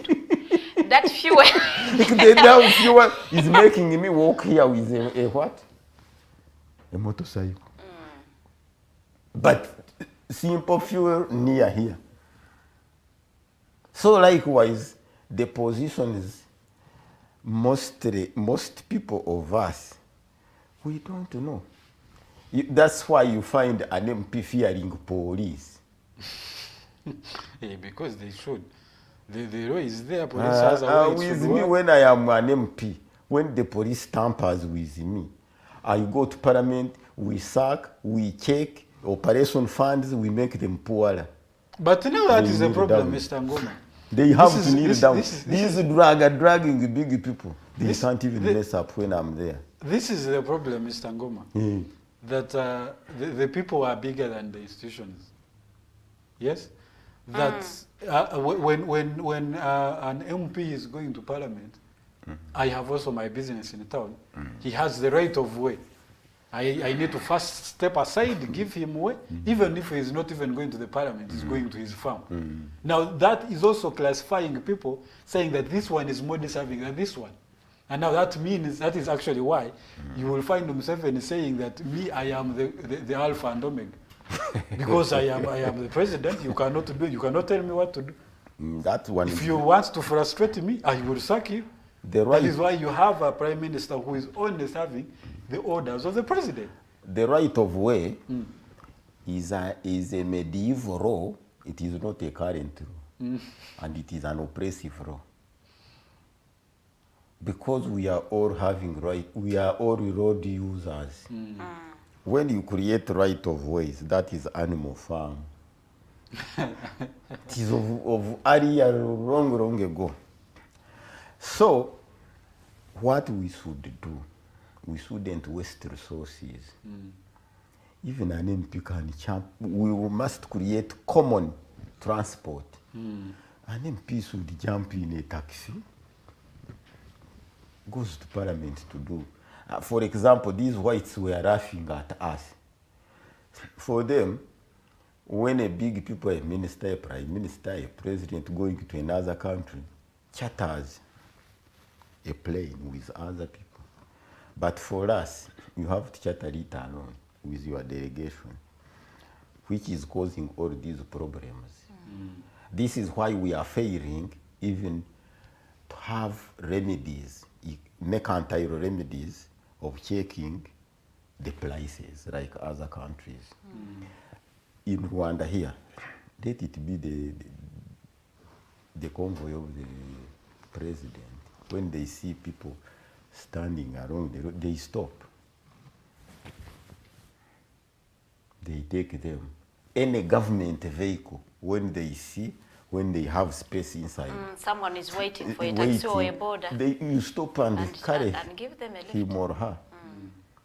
But this one, grasses across it, right of way. So we are dealing with enemies. It is a security issue, I think. They are not friendly to us. They do not trust the citizens they are governing. Mr. Ngoma, as we come to the close, we are running out of time. We want to understand, as UPM, given our current dynamics in the economics, in governance, what is the position of UPM and how would you people of the UPM handle the crisis at hand? Economically, UPM believes and addresses that when there arose on patriotism, there is what we call patriotism, but here in Uganda nobody knows except UPM.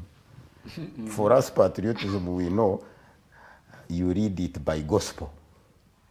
With patriotism, you read it by your question. There is a problem. Have you handled the problem? That's how people will love the country. But it is not a gospel. These people who are reading patriotism clubs, cops, those it is the best injiri. How many are practicing it when you read it by gospel? They go there with targeting that as it is in president's office, after training, I will be another DC, he fails, he runs away. So economically, let me go back to the question. UPM, on the patriotic sense, it sees that when there is a crisis, you regulate movements of the MPs, you regulate the money. It was absurd when I had hiking of the prices, giving each MP 40 million. The one trying to correct the issue, and even we are going to support Kabona. Is it called Kabona? Kasoma? This MP who came with it to surrender that back. And the one they said now, they will and now the thieves, what you investigate what? I've come out myself. The money is there. And I have said I am not the one who gave you the money. I am of sound mind. I know who gave me the money. You investigate what? Among said they should investigate him. What is it? They are trying to conceal what they cheated from Ugandans. That's true. That committee should be sacked from Parliament. Disciplining him of what? Disciplinary action. Dealing with thieves is dangerous. Very.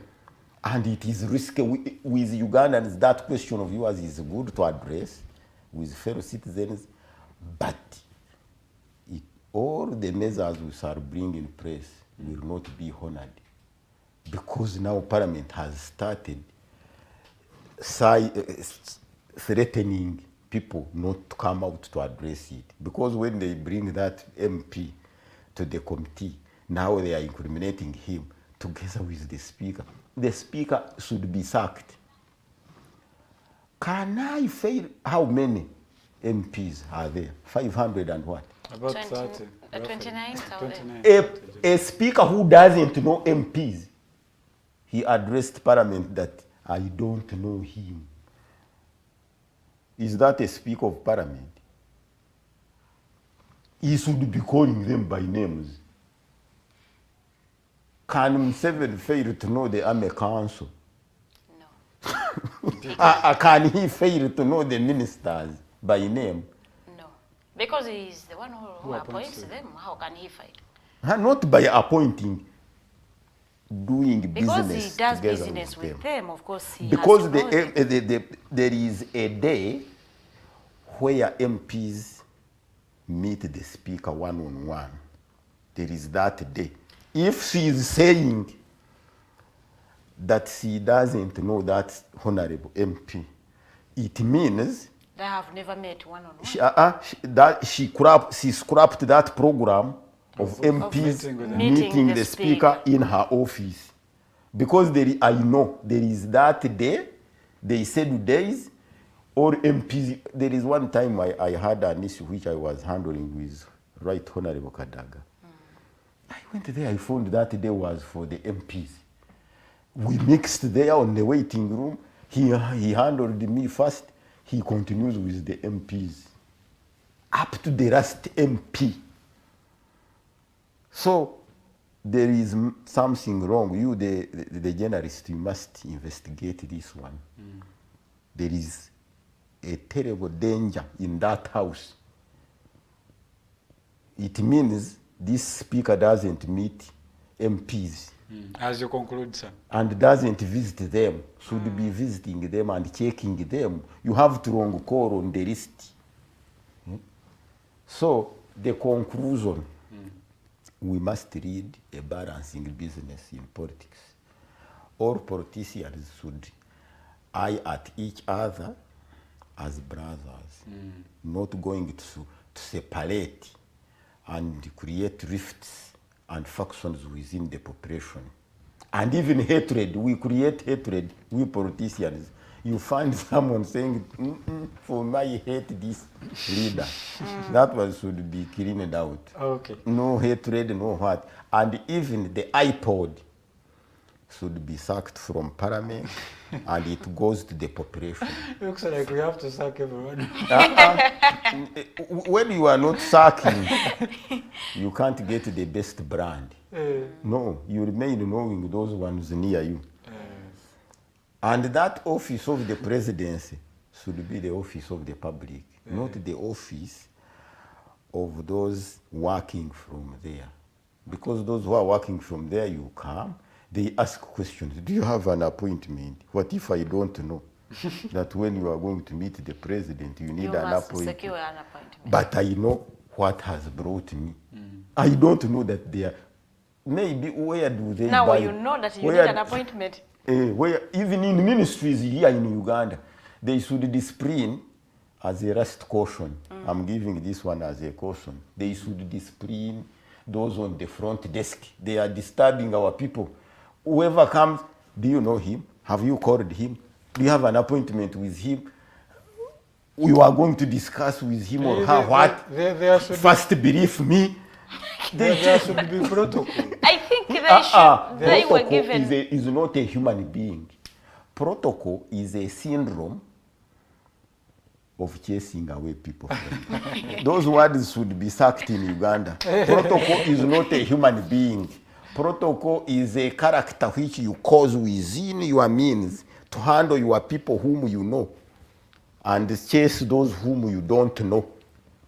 So we must neglect those words, those the protocols. They should discipline them. Whoever, what if I am going here and I find an issue to deal with the Ministry of Agriculture? Can't I come and pass by and read the business and I goes away? Do I need you need the appointment because you never know, maybe he has other issues. The office, and you have made me remember, whoever is given an office in Uganda personalizes it. It's true. Yeah, true. They can't even leave their auxiliary to manage. You must wait the minister. When the minister goes on sick leave, you have to wait. When he goes on his party, you have to wait. They should delegate. God, thank you so much, Mr. Ngoma. We thank when you you so delegate, nowadays someone takes over your power, and before you know them take over. We thank you, sir, for your time. We thank you for your comments. And we always need the wise counsel of the old people. So it's important, especially for the young people, to have people like you to give us direction here and there. Now, as we have come to the end of the business today, we ask that you keep it Digitalk. We have issues, shows, other shows that are going to be coming up. Today is Tuesday. In the about 11, there's going to be 11 a.m. Yeah, there's going to be Tekachi with Kato at Musime here and Mary Katumba. They're going to be taking you through the laws, what you need to know about the laws and different laws really altogether. Now, The Mighty Drive comes back tomorrow morning, same time, 7 to 9, and we will be here to give you the news just in time. Have yourselves a good morning.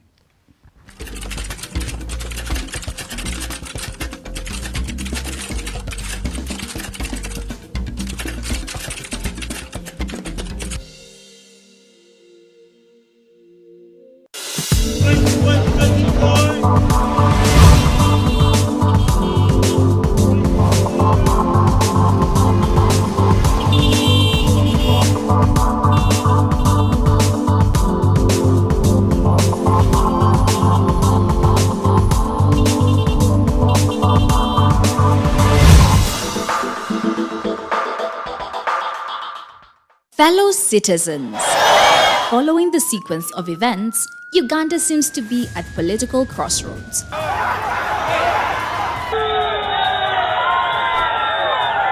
I'm not a servant of anybody. Madam, I know the law. As such, Alternative Digitalk brings you the Interface Show with retired Colonel Dr. Kiza Besuje. Let's keep on the same page on Alternative Digitalk, As he gives you the alternatives on the transition question, rule of law, human rights and freedom, youth inclusion in governance, economic stagnation, as he confirms. I'll be always here Saturday from 10 a.m. in the morning. Be there. Don't miss the live discussion on the Alternative Uganda, Digitalk TV Facebook pages, and the Alternative Uganda YouTube channel.